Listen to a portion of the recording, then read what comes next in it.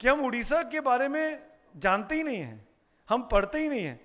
जैसे मयूरभंज की बात की, और ये बहुत फैक्ट है, और मैंने अभी अभी यहाँ बैठे चीफ सेक्रेटरी साहब को रिक्वेस्ट भी की कि इससे लेसन हम सबके लिए कि हम मयूरभंज के बारे में टाइम्स मैगजीन में जब छपेगा तब हमको पता चलता है कि मयूरभंज भी एक देखने की जगह है। तो ये लानत हम पे है, हम अपनी चीज़ों को दिखा नहीं पाते हैं, पेश नहीं कर पाते हैं, बता नहीं पाते हैं। It's a lesson for all of us.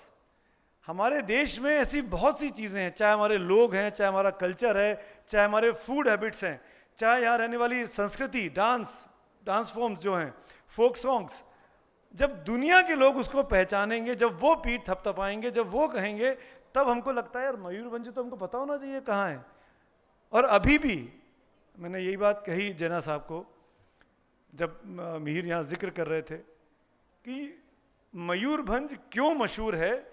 जिस दिन टाइम्स की नाम आया उस 50 इलाकों में, एक कैंपेन लॉन्च हो जाना चाहिए था, वाई मयूरभंज।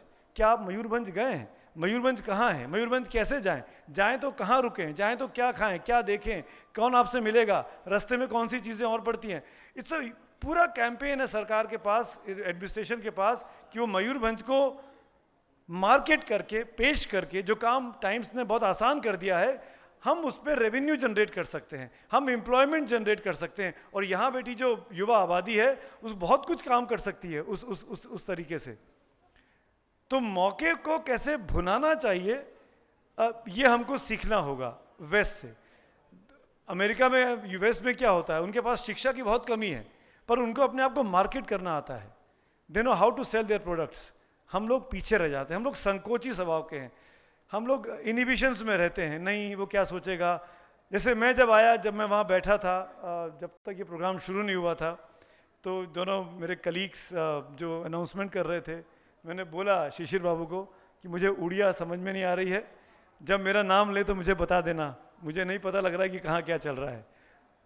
तो वो इनहिबिशन था मेरे अंदर। लेकिन जब मैं वहाँ बैठा और यहाँ आया, 10 मिनट मैंने जब जेना साहब का भाषण सुन रहा था, और मैं मोटा मोटी उस पर खबर लिख सकता हूँ। मैंने 5-7 पॉइंट उन्होंने जो बोले, वो मैंने अपनी इंग्लिश में उनकी भाषा को समझ के, उसमें अंग्रेज़ी के वर्ड्स को पकड़ के, उन्होंने जैसे ग्रीन एनर्जी की बात की, उन्होंने क्लाइमेट कहा, उन्होंने कुछ डेटा को लेकर कहा, उन्होंने कुछ टेक्निकल चीज़ों के बारे में बातें की, माइनिंग के बारे में कहा।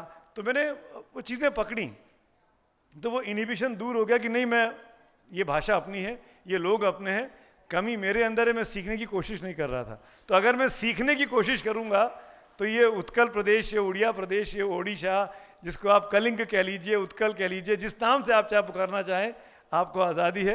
यही हमारे देश की खूबसूरती है। हमारा अपना इलाका है, हमारे अपने लोग हैं।